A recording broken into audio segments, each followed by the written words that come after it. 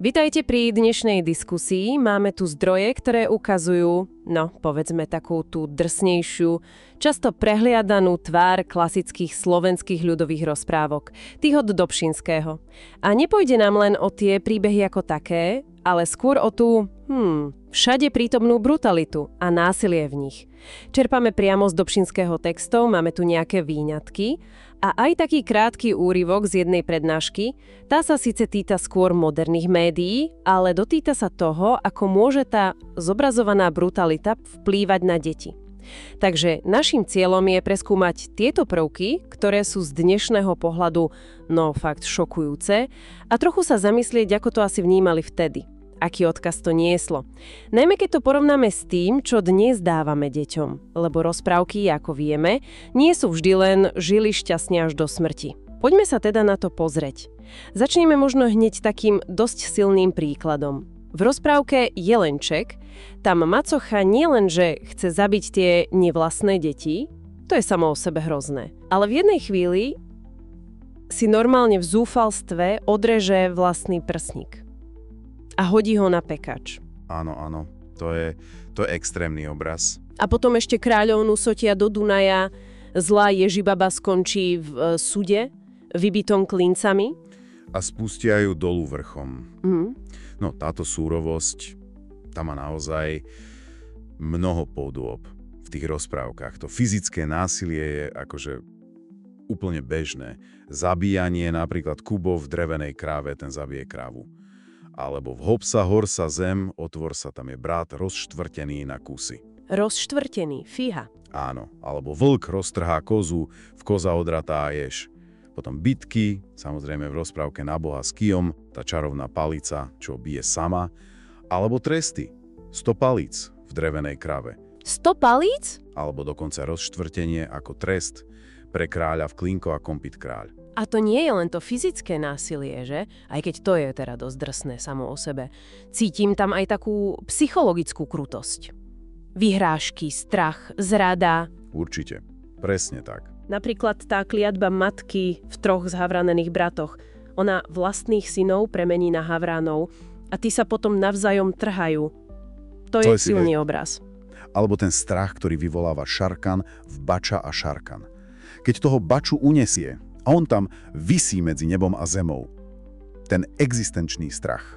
Áno, to sú naozaj znepokojujúce motívy. Súhlasím.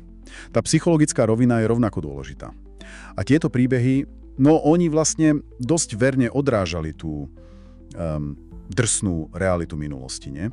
Život bol neistý, plný nástrach, smrť bola bežnejšia, dá sa povedať. Takže tá brutalita mohla byť aj ako nejaké varovanie, mravné ponaučenie. Presne. Aj ako varovanie, aj ponaučenie, ale podané tak veľmi priamočiarou, bez servítky, surovo. A je zaujímavé, že ten úryvok z prednášky, čo spomíname, aj keď hovorí o moderných médiách, tak upozorňuje vlastne na to isté. Že deti nie sú vždy pripravené čeliť brutalite bez prievodcu, bez vysvetlenia. To je zaujímavý paradox. Áno, kedysi boli deti konfrontované s takouto neprikrášlenou realitou v príbehoch, dnes sa ich snažíme skôr chrániť. Ale tá otázka, ako spracovať náročný obsah, tá tu ostáva, že? Určite. A keď sme pri tých ponaučeniach, aká je v týchto rozprávkach spravodlivosť? Mne sa zdá, že je často rovnako krutá ako ten zločin. Áno, to je dobrý postreh. Tresty sú exemplárne, odvetné, ten súd s klincami sme už spomínali, alebo to rozštvrtenie. Prečo bola tá spravodlivosť taká tvrdá a vizuálne násilná? Pravdepodobne to súviselo s potrebou jasných, odstrašujúcich príkladov. V spoločnosti, kde, povedzme, formálne právo a jeho vymáhanie nebolo ako dnes, zlo muselo byť potrestané viditeľne a tvrdo, aby sa ako keby obnovila rovnováha a poslúžilo to ako varovanie pre ostatných. Chápem. Naše zdroje žiaľ neponúkajú nejakú hĺbšiu analýzu toho, ako presne tieto drsné príbehy vplývali na psychiku detí vtedy, v minulosti. Môžeme len konštatovať, že tá brutalita tam proste bola. Je zaznamenaná. Ale ten moderný pohľad z tej prednášky, ten vlastne počiarkuje takú všeobecnú potrebu. Potrebu sprevádzania, vysvetľovania, keď je dieťa konfrontované s obsahom, ktorý môže byť metúci alebo desivý. Čiže to otvára otázku, na ktorú vlastne nemáme úplnú odpoveď. Presne ako tie neskreslené, surové príbehy formovali vnímanie sveta. Vnímanie morálky, ľudských činov. U vtedajších poslucháčov, vrátane detí. Pripravovali ich na ten tvrdý život.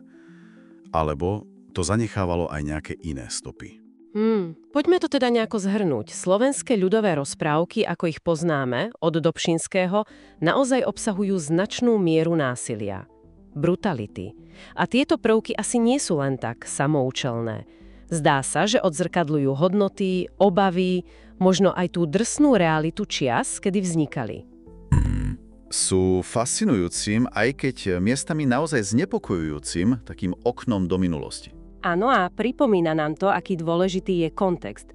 Tieto príbehy zjavne neboli myslené ako nejaká idylická zábavka pred spaním, ako to často vnímame dnes. A zároveň to podčiarkuje tú nadčasovú relevanciu toho, čo naznačuje aj ten úryvok z prednášky. Teda dôležitosť dialógu, sprevádzania pri strete s emocionálne alebo morálne náročným obsahom. Presne. Či už ide o staročné rozprávky plné surovosti, alebo o výzvy dnešných médií. Tá schopnosť pomôcť spracovať to videné a počuté, tá je kľúčová. Áno. A na záver možno taká myšlienka na zváženie pre našich poslucháčov, nakoľko odlišne si formuje osobnosť a chápanie spravodlivosti alebo následkov činov tá pôvodná necenzurovaná verzia rozprávky, plná tej neprikrášlenej surovosti. V porovnaní s jej modernou, často veľmi zjemnenou adaptáciou, aké lekcie možno aj tvrdšie, ale realistickejšie o svete a ľudskej povahe by sme si z nich mohli odniesť dnes, ak by sme sa k ním vracali v ich pôvodnej, neskreslenej podobe.